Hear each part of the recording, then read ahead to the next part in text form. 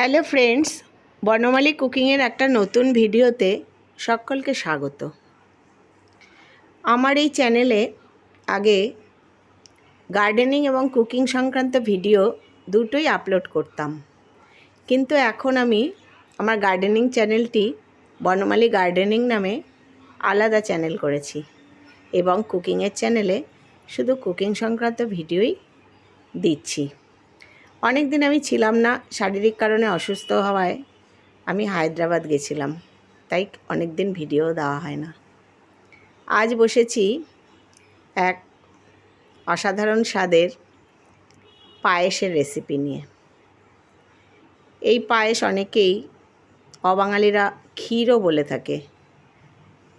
পায়েস বা ক্ষীর যাই বলুন না কেন, জন্মদিনের পায়েস বা অন্নপ্রাশনের সময় পায়েস, আরও অনেক শুভ অনুষ্ঠানে আমাদের পরমান্ন বা পায়েস করা হয়।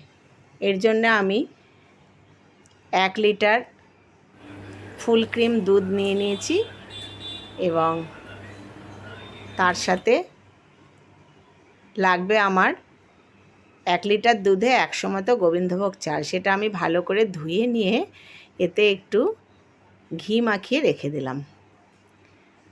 আর যে কড়াইতে আমি 1 লিটার দুধ বসিয়ে দিয়েছি সেটা ভালো করে নাড়তে হবে।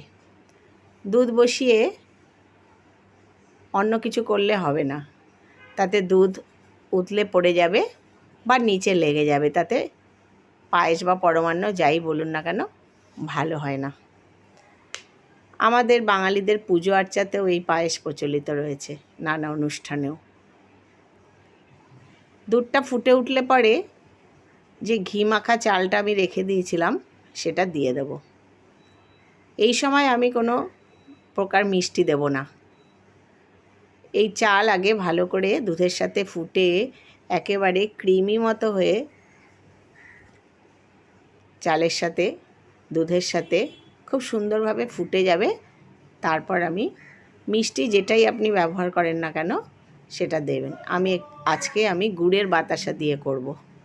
দেখতে বেশ একটু লাল লাল হয়, খেতেও ভালো হয়। এই যে দুধ কিছুক্ষণ পর পর একটু নেড়ে দিতে হবে এবং এর ওপরে যে ফুল ক্রিম দুধ নেওয়াতে ওপরে যে সরটা পড়বে সেটা ফাটিয়ে দুধের সাথে মিশিয়ে দিতে হবে।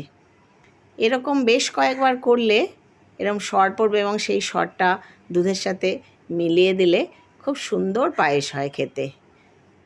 আমিও এরকমভাবে নেড়ে নেড়ে করছি এবং দেখুন কি সুন্দরভাবে ওপরে সর পড়ছে এবং সেটাকে আবার দুধের সাথে মিলিয়ে দিতে হবে। চালটাও আমার এরকমভাবে সেদ্ধ হচ্ছে। অনেকেই এই পায়েস করার সময় আগে চালটাকে সেদ্ধ করে নেন জলে, তারপর দুধ ঘন করে দুধের সাথে মিশিয়ে করেন, কিন্তু তাতে পায়েসের টেস্টটা খুব ক্ষীর যেটা বলা হয় সেরকম টাইপের হয় না। আমি দুরকমভাবেই করে দেখেছি। আমার মা এরকমভাবে করতেন এবং আমার মায়ের হাতে পায়েস বা অন্যান্য রান্নাও খুব ভালো এবং যারা খেয়েছেন তারা জানেন। আমিও সেখান থেকে আমি আমার মেয়ে দুজনেই শিখেছি এই পায়েস করা। আজকালকার মেয়েরা তো পড়াশোনার ফাঁকে বা অন্য কাজের চাপে এসব করার বা শেখার সুযোগ হয় না। তাই জন্য এরকম ভিডিও যদি দেওয়া হয় তাহলে তা দেখে তারাও বেশ করতে পারবে এবং খেতেও পারবে। খেতে তো সবারই ইচ্ছা করে, কিন্তু করার জন্য অনেক সময় হয় না। আমার দুধের সাথে চালের সাথে খুব সুন্দরভাবে এটা হয়ে উঠছে। এবার পায়েসে আমি দেব 1 লিটার দুধে মোটামুটি 200 থেকে 225 গ্রাম মতো বাতাসা। যারা যেমন মিষ্টি খান সেরকম দেবেন, তার বেশি দিলে প্রচণ্ড মিষ্টি হয়ে যাবে। আর একটু কাজু আর একটু কিশমিশ। আমার এখন চালটা সেদ্ধ হয়ে গেছে। আমি এবার এর মধ্যে দিয়ে দেব বাতাসাগুলো, এবার দিয়ে দেব।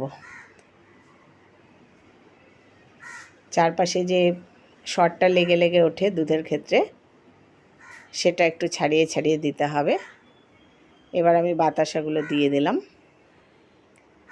বাতাসাগুলো গলে গেলে এর পরিমাণটা আবার একটু বেড়ে যাবে, তখন এটা আবার আরও ফুটিয়ে সেটাকে ঘন করতে হবে। দেখুন কি সুন্দরভাবে হয়ে যাচ্ছে। এখন আমি দিয়ে দিলাম কাজু বাদাম এবং দুটো এলাচ ফাটিয়ে দিয়ে দিলাম।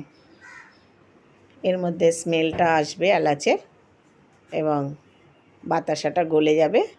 বাতাসাটা গলে এটা আর একটু ঘন হবে। তবে দুধের জিনিস খুব বেশি একদম ঘন করলে সেটা পরে একেবারে শুকিয়ে যায়, তাই একটু আন্দাজ মতো নামাতে হবে। এখন আমি দিয়ে দেবো কিশমিশগুলো। কিশমিশগুলো দিয়ে নেড়ে আমি নামিয়ে দেব। আর বেশিক্ষণ করলে এটা কড়াইতেই শুকিয়ে যাবে।